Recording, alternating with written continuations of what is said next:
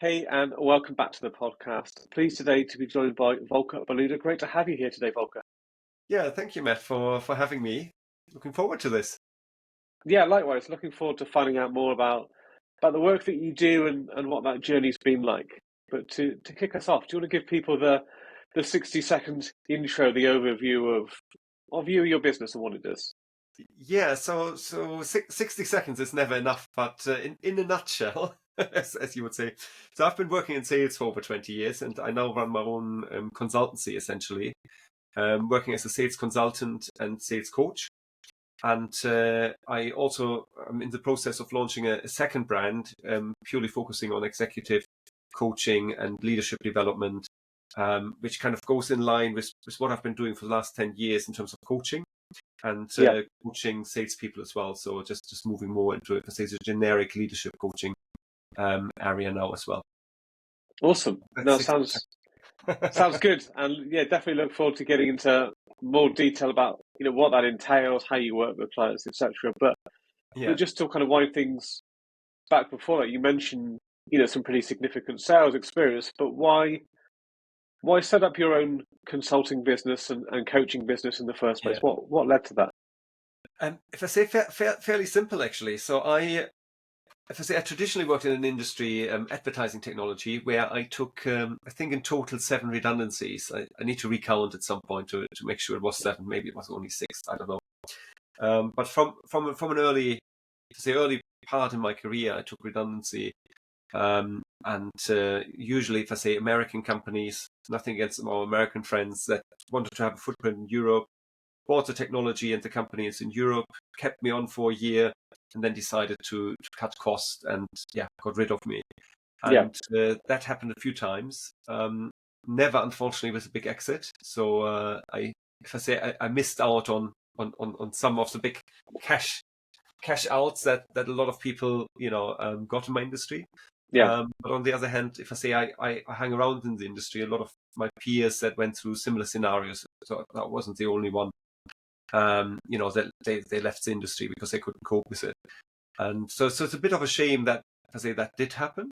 On the other hand, it led me to where I am today. So to answer your question, I eventually thought, going into companies, helping them to build a sales strategy, helping them to actually get some sales through the door, or to do the turnaround, which I've done as well. So going into companies, rebuild sales processes, rebuild sales teams, yeah, remotivated them in order for them to hit target. I thought I can do that as a freelancer, right? Or fractional, as we now call it, or yeah, consultant, whichever label you want to give it.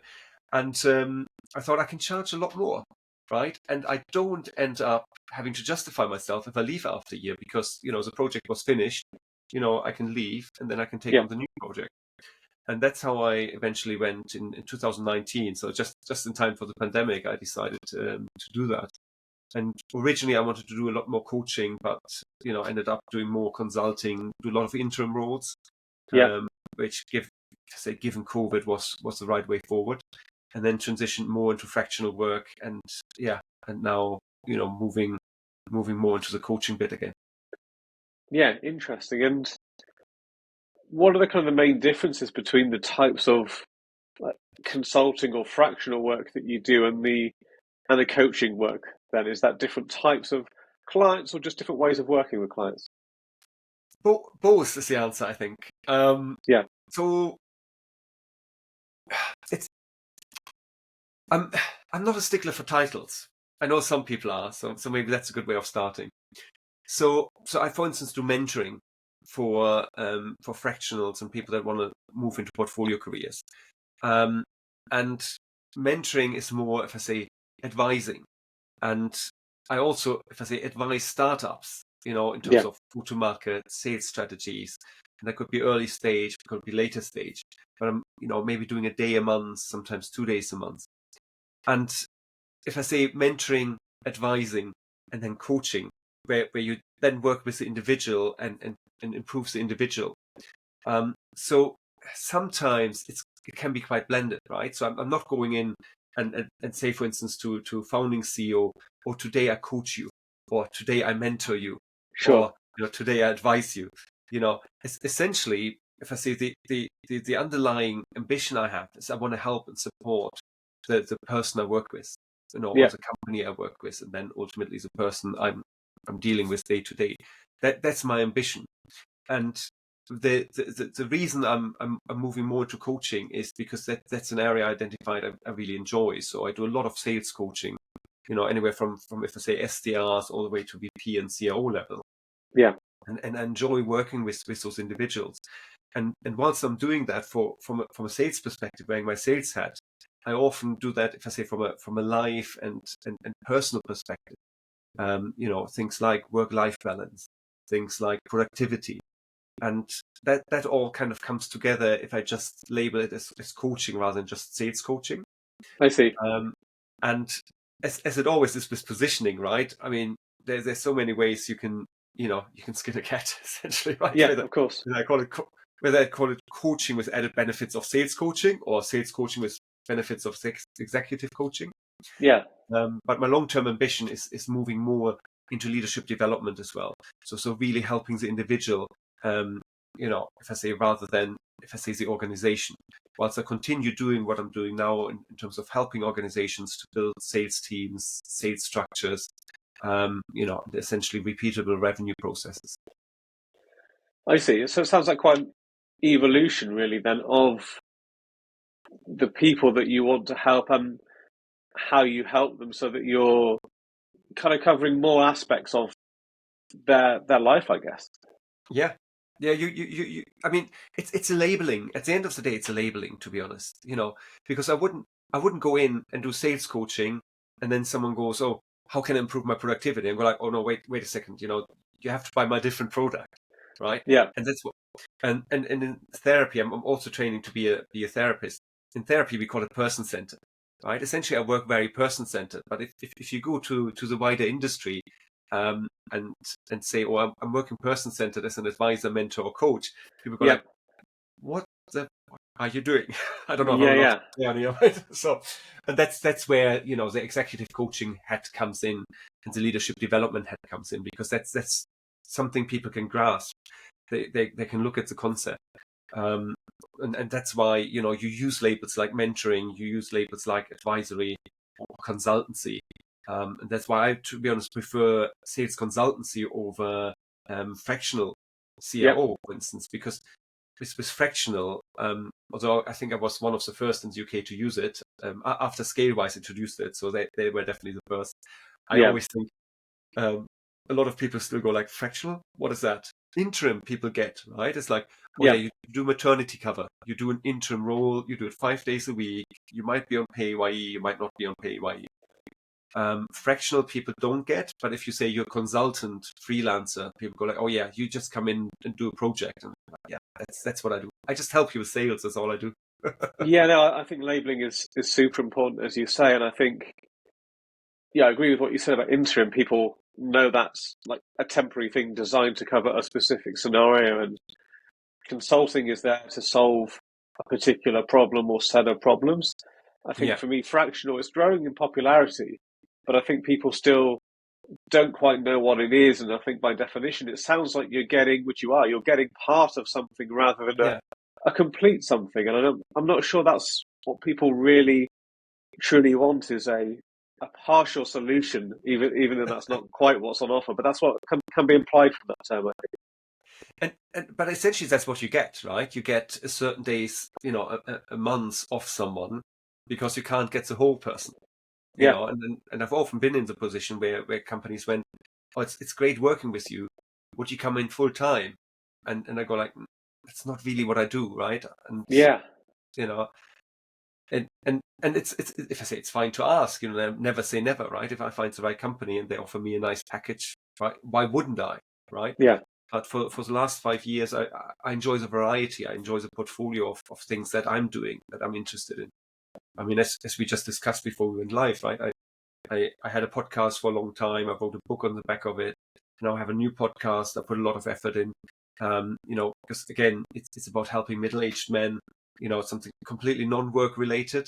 yeah, But then again, it ties in with the leadership and executive coaching. So there are always elements that always tie in. Um, but with a portfolio career, I can decide which companies I work with and which ones I don't want to work with.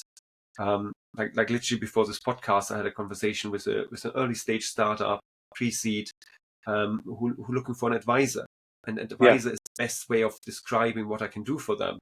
But am I more consultant? Am I a leadership coach to the founder? No, you choose your label. It's I'm helping them. What I do. No, absolutely. And I guess it sounds like there are so many different types of ways you do work with people and help people, yet at the same time there's a lot of commonality between the different types of help and support, as you say, that kind of person-centered approach as well. When you're talking to clients or prospects, then how do you choose how to position yourself, how to present yourself to them? Yeah, good question. If I say it depends literally on the person I'm speaking to. So and what their needs are, and what they understand. I think that's important as well. So like again, I can give you life examples. So I had a conversation this morning with a VC venture capital company, and they have an immediate need to help one of their portfolio companies to essentially come in and sell on their behalf. Yep. And they have limited budget.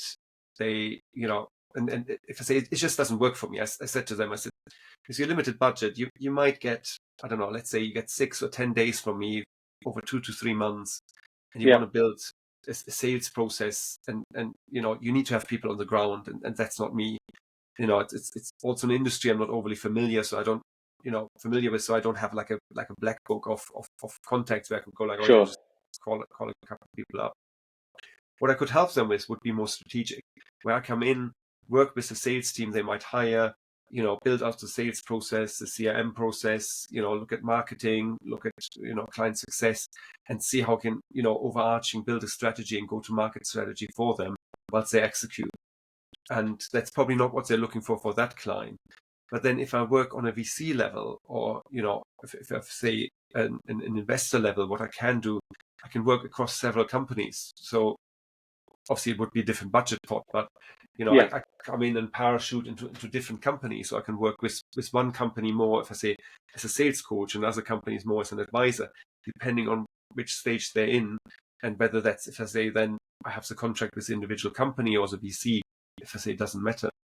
But that's why, if I say, I'm working or trying to work with a lot of VCs, because they have different needs.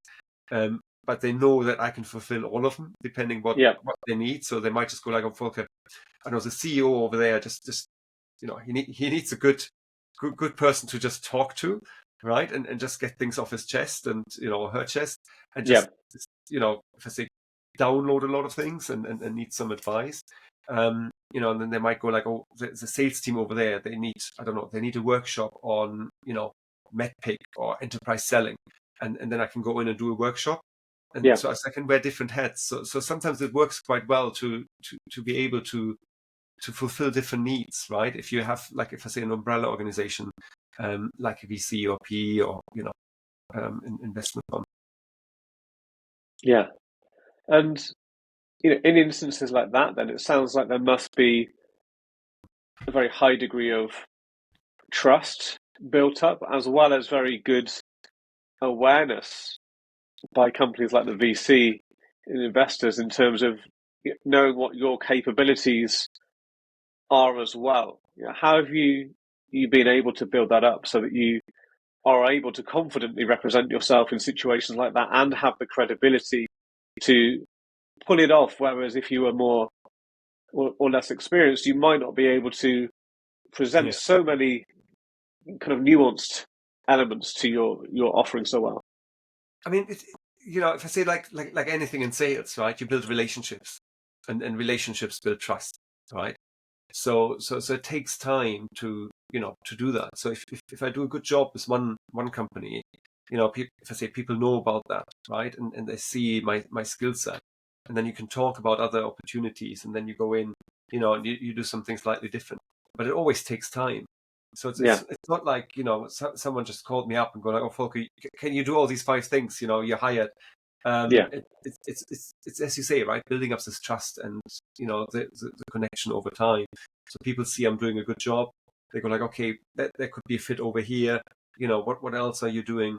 So I spoke to a company yesterday, and they they weren't aware of some of the stuff I was doing. They said, "Oh, we never discussed it in details. I wasn't aware of that. I have you in mind next time." You know, yeah, and it's just an iteration as you go along, because to your point, right? You don't want to just go to if I say go to someone, go like, oh, these are all the things I do, right? And indeed. then they go, oh, this is just too much, right? And that's why you pick and choose from the conversation what you think they need, and where they benefit most from, right? And that's where you start. Yeah, absolutely. So it sounds like, certainly from your sales experience, then what you are able to utilize is an ability and your experience to diagnose what the best Yeah, offer is for a particular client in a specific situation, so that you're not overwhelming them. As you say, you are presenting them with the best offer for where they are in their current yeah. thinking and their current problems. It's solution based selling essentially, right? And Yeah, it's and as you say, right? If you know, if I say one client might call me a mentor and another one wants to call me a coach, and that's fine, right? yeah, For different terms for different people. And it is the selling, and I guess that gives me the advantage, right? Having worked in sales, being able to sell myself, because a lot of fractionals, um, haven't had the sales training, right? So they go absolutely. into fractional, and I actually there's another thing I did see, and again, from a portfolio perspective, that's something I could do last year. So I decided I launched a course on interim and fractional. So if you want to go from full-time employment into fractional, I recorded a course with a friend of mine who is a fractional CMO, and Yeah, we put I think it's 6 or 8 hour course together, just to get people started, right? Rather than, if I say, telling the same story, like you have to look at your ICP, you have to look at how yeah, to position yourself.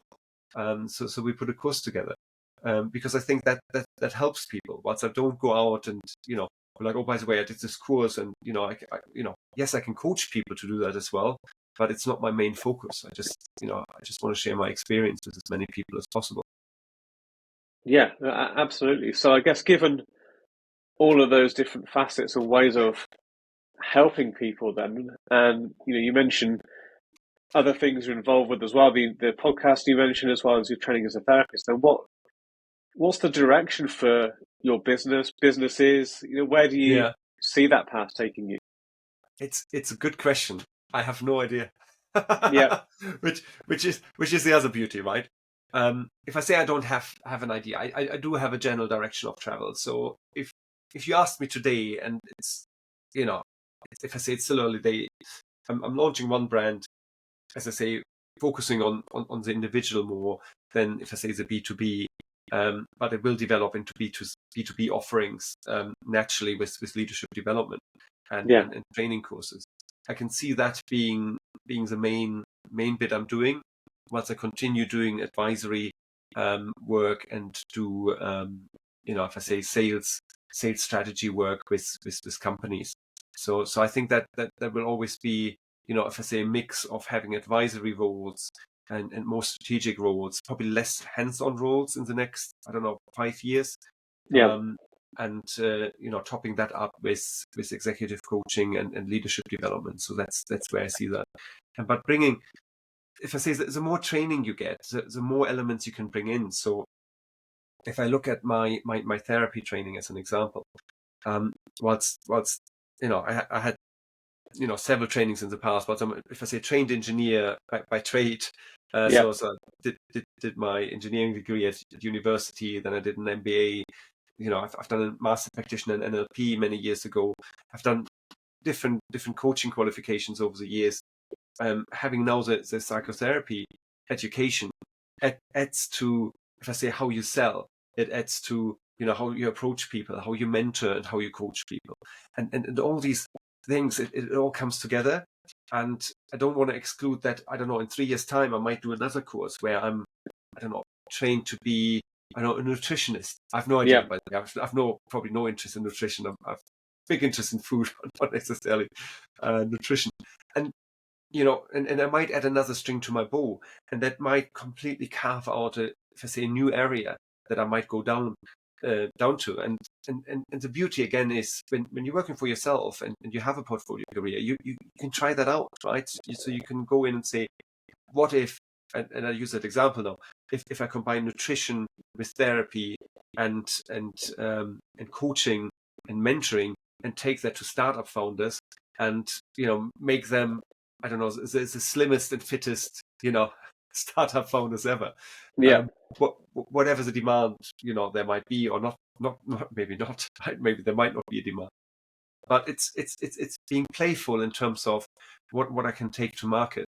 But I think I will always do advisory work and particularly the strategic work with companies in the tech and SaaS space, whilst I then start focusing more and more on individuals and then training needs across companies. Sure. And what kind of comes first then? Is it the interest and that kind of playful exploration of different topics and then saying, oh, I wonder if I can take it here? Or are you looking or picking up on opportunities or gaps or unmet needs and then trying to fill it the other way around? It's probably a combination of both, to be honest. When maybe a good example would be the podcast. So I ran a podcast for many years called Stories of Success. If I say, I don't want to say I got bored of it. It was a great podcast, long form, and I wrote a book, Principles for Success, on the back of it, and I really enjoyed that podcast. But after 4 years, it kind of came to an end where I'm like, I need to do something new, something different. Yeah. I found like I've learned enough, and I think I gave enough learning to the community who listen. So I actually started a podcast on fractionals, and decided not to pursue it because I was probably a bit ahead of the curve, to be honest. And I met my now co-host David for my Men Up Men Down podcast, and we started talking during lockdown. We got introduced by a common friend, and we said we want to do something. If I say there's mental health crisis, there's a midlife crisis. We both around the 40 or a bit over 40 now. There's a need for people to to talk, for men in particular to talk, and we identified that in 2020.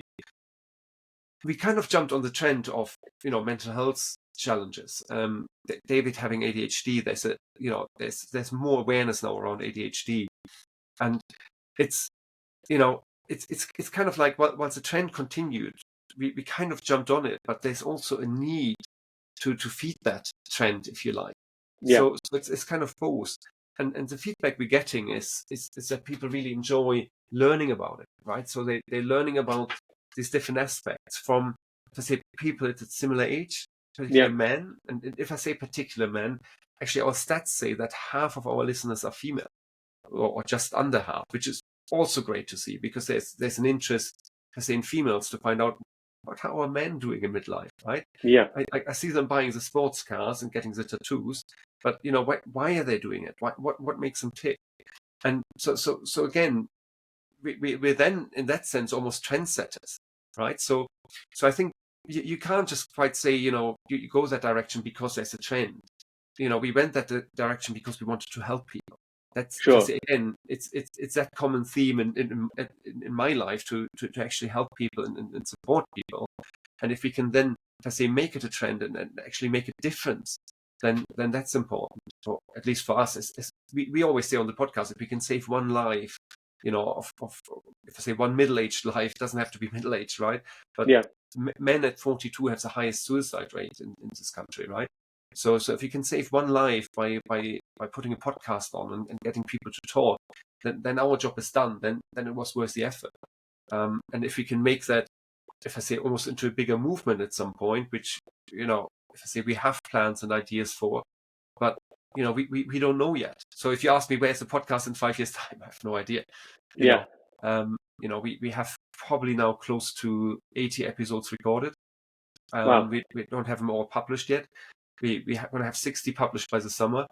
We're on a trajectory to make it bigger, because we started doing meetups. what's next? If I say we don't know, there's definitely a book coming, so that's next on the agenda. Hopefully next year. I said that last year though, but it's finding the time as well, and if we can help people, that's the main thing. No, that's fantastic, and it sounds like that's something that's definitely driving you, not just an ability to spot opportunity, but the deeper thing than that is a genuine need and wanting and willingness to help people. And wherever there is an opportunity to help people, obviously there is opportunity there, but it's recognizing that need first, isn't it? And then finding different ways to service that need. And then, as you say, with the podcast, momentum can then build and evolve and go in its own direction. Like you say, you don't know where it ends up. But if you are driven not by, I want to have a successful podcast, but if you're driven by the underlying need and want and desire to help people in a specific area, then it's almost like the podcast is then a natural byproduct of that rather than the goal in itself, isn't it? And to be honest, it's I'm going through a course at the moment called Outward Focus, and I don't get much from it, to be honest. And I think the reason is because I've always been outward focused. If I say I've always been, when I first finished uni, all I wanted to do is earn lots of money, which probably lots of people do, and it's natural, and maybe it's not, but it was for me. Yeah. And I think that has changed. I mean, don't get me wrong, I still like to earn money, and good money, but the motivation behind it is different, as you just described, right? It's the underlying motivation is helping and supporting others. And that's the important thing for me. And I've, in my sales career, I've noticed that by doing that, I had a better career because I didn't try to sell people things they didn't need, essentially, right? So the typical hard sell. I mean, that's something I've never done.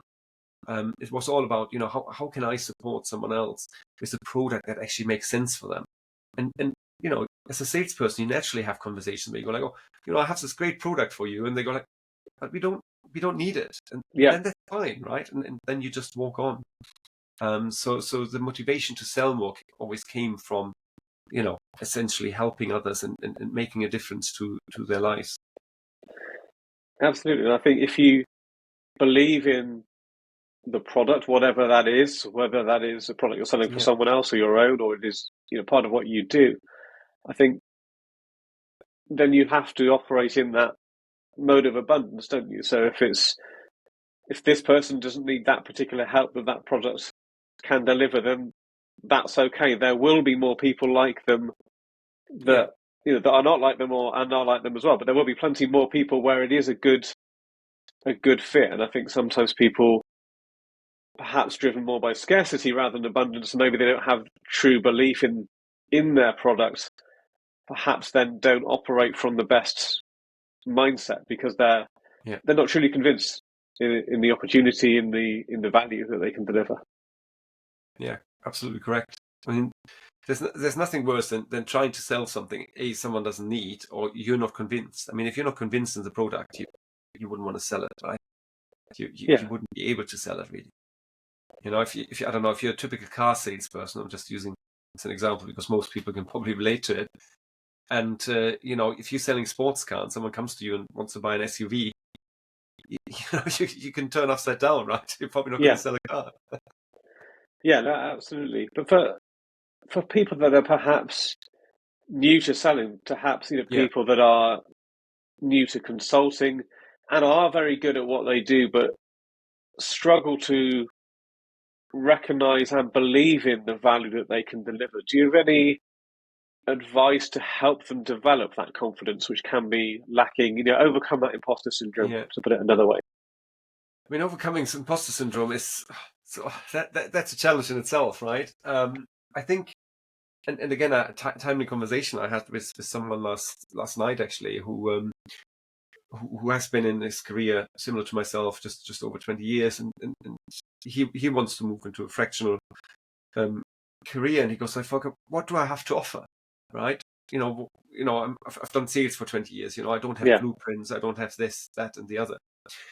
And I mean, I didn't start and took half a year off and wrote lots of blueprints, right? Because as I would say with any startup, and that's the same when you're a one-man band, you build the plane whilst you're flying it, right?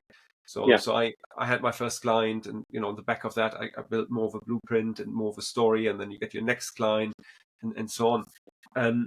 So my best advice is just jump straight in, just do what you always done. But I appreciate not everyone can do that, right? Because if you, as you mentioned, right, so if you're not from a sales background, you might want to have more of a product, so let's say you come from a product or more of a tech background. Yeah. And that's exactly why we put that course together, because you need to sit down and go, okay, what is my ICP? So what's my ideal customer profile? Who do I actually want to talk to? But before you do that, you need to understand, what is it you're actually selling?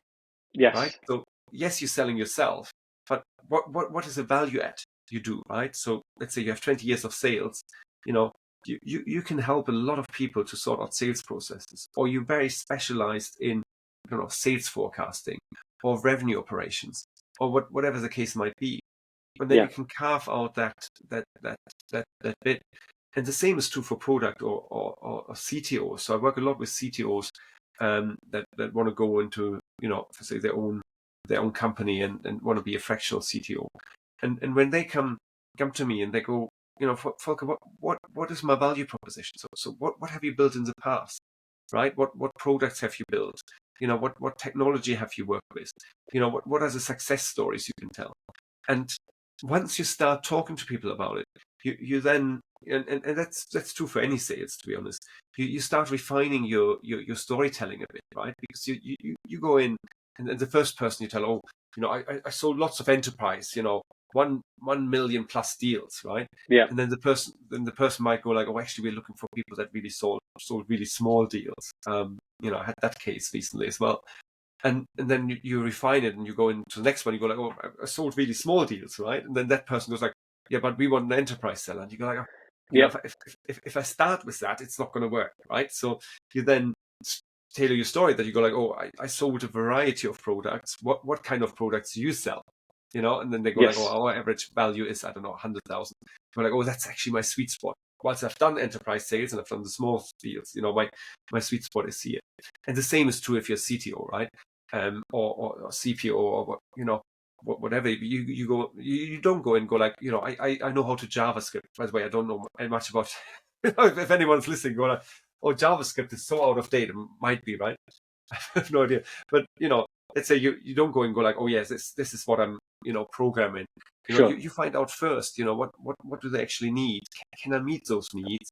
Or let's say they need Java, but you're much better in developing in a different language. You go like, oh, actually, I would recommend something else because, and then you're showing off your knowledge. And that's when they start, to your point earlier, that's where you start building the relationship and start building the trust.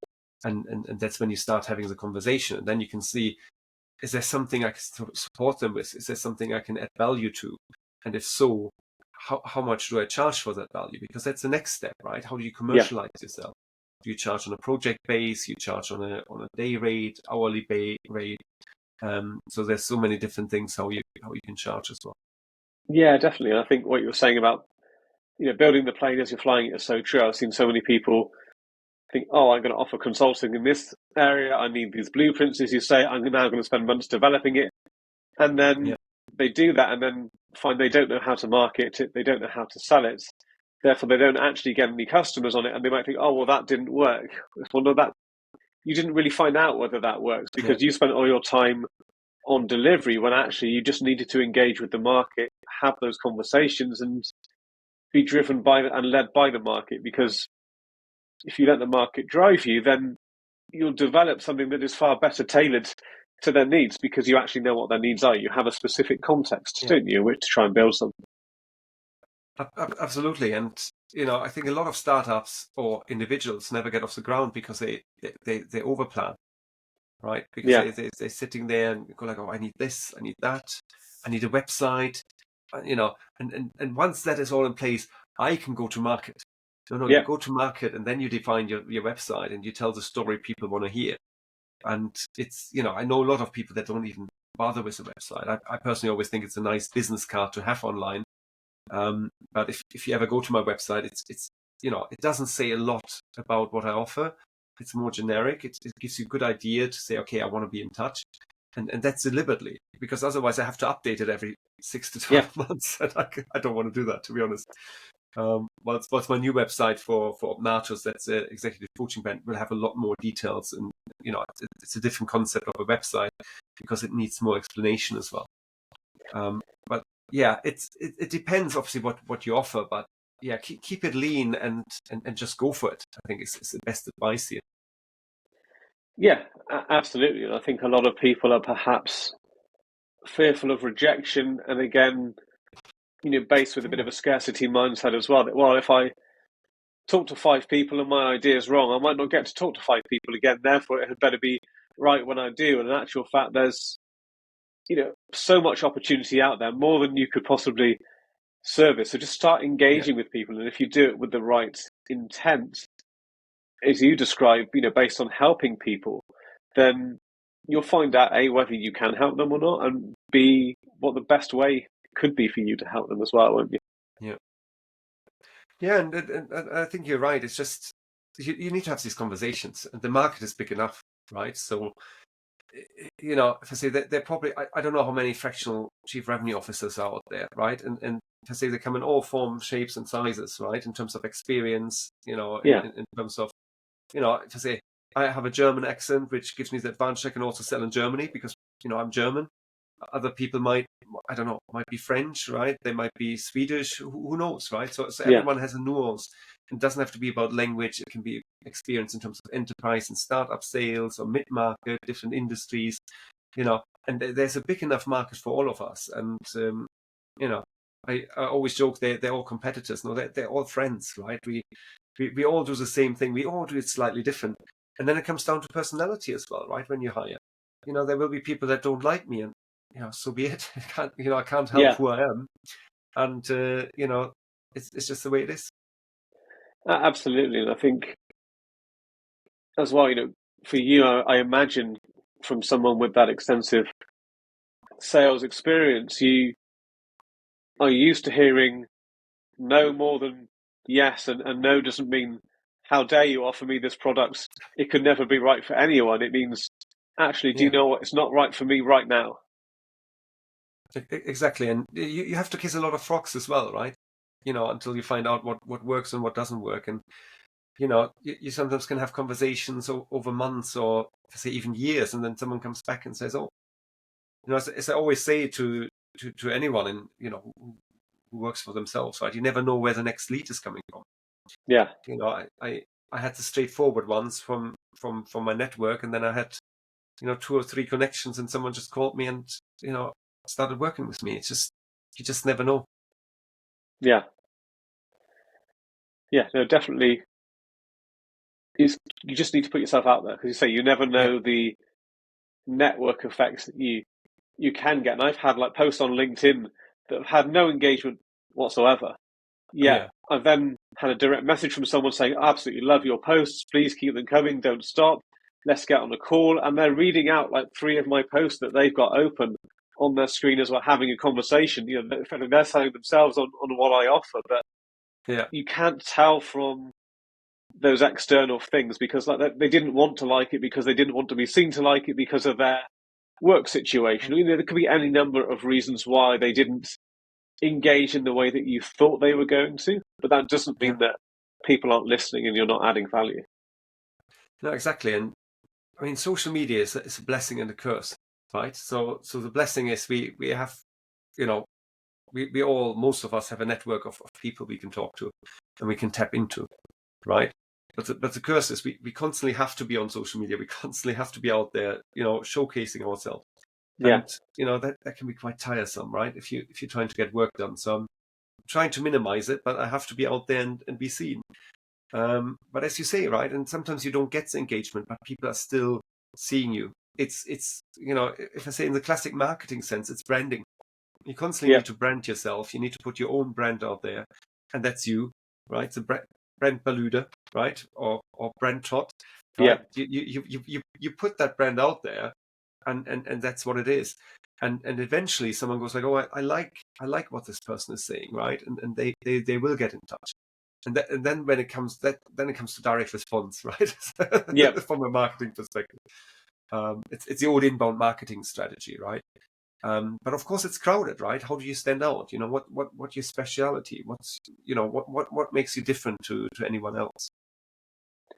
Yeah, absolutely. It's developing that, as you say, based on the interactions you're having with people, and then trying to form a brand around it. And I like what you were saying earlier, but actually for the leadership coaching, it is a different brand, rather than saying, well, actually, I do even more things than I did before. Actually, carving out a separate brand for it that stands for something slightly different for a different Yeah. audience is a useful thing to do, isn't it? And I'm interested to hear your thoughts on what I guess why you chose to do that and what brand actually means to you.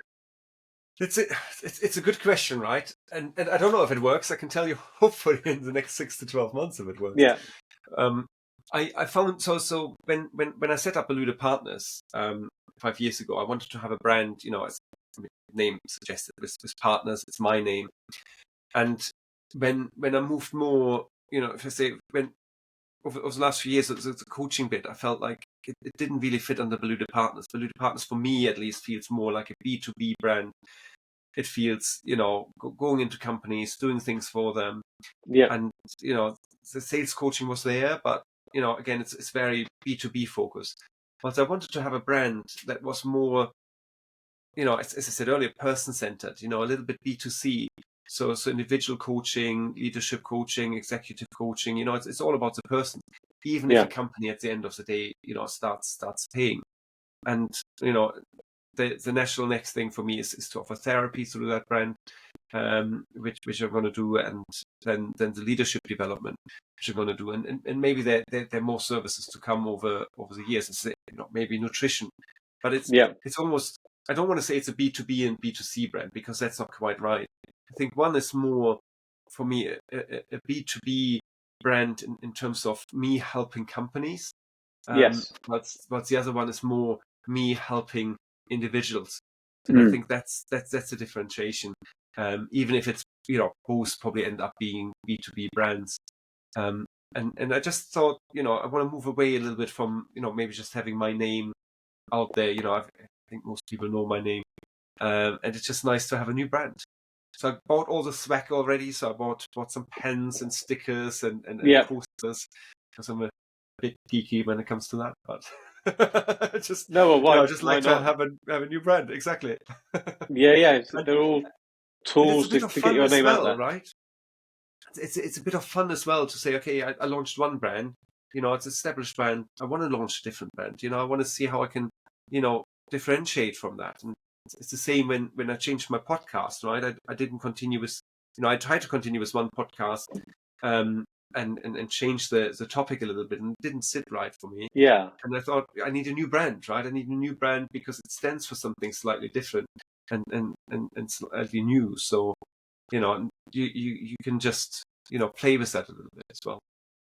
Yeah, and I think People perceive it differently. Sorry. they do. They perceive it differently, and I think it gives you, like, the brands have their own personalities, don't they? So it's almost like it gives you permission Yeah. to lean into those personalities that the different brands have. One might be more individual, less serious. One might be more formal than the other. One might be more playful. They Yeah. have their own kind of identities and traits, don't they? That you can lean into, and I think it gives you an excuse, of permission almost, to lean into those different Yeah. traits of the different brands without having to worry about, oh, but how would someone over there think about this? How would someone over there think about it? If you do it in the context of those brands, then you can do more with them, I think. Yeah. No, absolutely. And I think, it's just an opportunity to slightly reposition, things that you offer, and make it, more tailored to the audience you want to address as well. Yeah. Because again, you don't want to just have one website and then everyone on there. So I work, as an example, I worked with a startup. They had different audiences, and they just had one website, and there was literally like addressing everyone on one page, and they go, like, Yes. can't do that because it's too confusing, right? So you can just have it all nice. I mean, it's still the same company. It's all the same umbrella. I don't have 2 or 3 different companies and run those. No. No, it's just the brand. It's just a label. Yeah, but it's But a as you say, perception, it's isn't it? As personal. you say, if you Exactly. have everything all in one place, how does someone know whether that's really for them or not? You've got to grab their Yeah. attention, and you've got to be as concise and as efficient and effective as possible in letting them know that you know exactly how to help people like them, and it is for them. And I think if you put too much on one place, it's hard to carry that off, isn't it? Yeah. No, absolutely. Yeah, they're really, really interesting. So yeah, thank you for sharing those insights on No, of brand. I course. definitely encourage any other consultants to think about how they are developing and applying their brand and what's driving them, as we've talked about as well. Yeah. But for you, I guess what does that path look like? What do you think success looks like for you, or is that an ever changing Oh. thing for you? You asked me the question I asked on my podcast for 5 years, right? So, Indeed, I had to bring it up. of course. Good question. I think success. Everyone defines success differently. So if I can build a business and do what I enjoy doing, then to say that's success for me. So if I can in very basic terms can make a living with what I enjoy, I'm happier, and that was one of the reasons why I started the journey in the first place 5 years ago. Um, I didn't want to be dependent on others defining what my career looks like, and Yeah, defining what my trajectory looks like. So I want to be in the driving seat, and that's what I really enjoy. And that's why I turned down people that asked me if I would want to work for them full time. And as long as I can continue driving that whilst making a living, and as I said, right, maybe I pivot another 3 or 4 times over the next few years. I reckon I'm going to settle in something over the next 3 to 5 years where I'm going like this is nice steady, if I say income, it's a nice steady positioning. yeah, Um, but to be honest, knowing me, in 5 years' time, I'm going to go like, oh, yeah, I'm settled now. This is great. What am I going to do next, right? And then indeed. I'm going to find something new, because that's, if I say that's my nature, and that's probably something I maybe should have done straight out of uni. But most people go into, and I read a really interesting article on that, helping graduates to find out what they want to do. Most people go in and go like, oh, I need to go on this trajectory of this career, and Yeah, this is what success looks like. It's about earning lots of money, getting all those titles, and I wasn't different when I started. Don't get me wrong, yeah, but I learned over the years that that's for me is not success. Success is about, at least for me, I define this, being happy with what I do and being in charge of what I do. And a lot of people ask me, did you go self-employed because if I say you won't be in charge of your own time, and I'm like, it wasn't actually that. It wasn't for me that, oh, I can take a Friday afternoon off. And as a sure. matter of fact, I probably work more than I've ever done before, but I enjoy what I'm doing. So I don't mind working, longer hours. And so for me, it was never about this flexibility. Having said that, I'm learning it more and more, and I'm learning to take more time off, which is also very important. And again, it's a journey as you move along, and yeah, Yeah, no, it's I like that. I like what you were saying about flexibility, because I speak to a lot of people that say they want flexibility, but they don't really mean that when you ask them, okay, so what would that look like in practice? What would you do with that extra X number of hours? And it's like, well, I have no idea. I don't know. So actually, it's not really that you're yeah, missing that time. It's that you don't want to be that time to be out of your control. So you want to enjoy what you're doing and yeah, be able to make decisions about how you spend your time. yeah. I think that's a good summary, because you as I say, for me, it was never about working less. I know for some people it's like, oh yeah, I can work less. It was always about, I'm in charge, right? No one can fire me, right? Yeah, I'm going into the project. Yes, if I do a shit job, then people fire me. But you yeah, know, and you don't get along with all the clients, and things happen. But generally, I've had the same job for 5 years. And had longer and shorter stints, and most projects worked out. Not all projects work out, because they never all do. And it's and again, you learn from all of them, and you just move along. But I'm in the driving seat, right? And I can pivot, and yeah, I can change, and I can decide how I talk about the brand.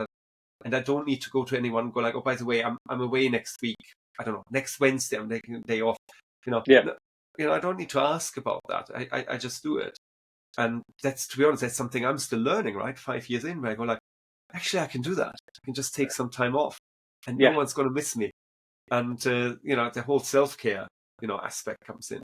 And it's that fun bit. I really enjoy the flexibility. But as I say, I probably work more than I've ever done before for any company, because I now enjoy more than ever what I'm actually doing. No, well, that's amazing that you can find the things that enable you to be in that position. So no, that's really, really good to hear that. And I'd encourage other people to try and find out what that looks like for them. So Yeah. thank you for sharing that with us today, and I'll make sure I share links as well with to your different websites, to the different brands, as Thank well you. as the Man Up and Down podcast that I'd encourage anyone to listen to as Thank you. well. And yeah, I look forward to catching up a little bit later and finding out what it is that you're up to then. Yeah, happy to come back and give you an update, because if I say I don't know where, I know the direction of travel, but who knows what I'm going to build next, right? That's what I find exciting, right? You just decide to go down different rabbit hole and explore things, and you never know what you find. But You don't, yeah, and that's the fun thing, isn't it? yeah. Thanks for having me, Matt. No worries. Really enjoyed Awesome. that. Fantastic. Really enjoyed the conversation. And as I say, I look forward to finding out what you're up to and catching up again. But thank you very much. Thank you.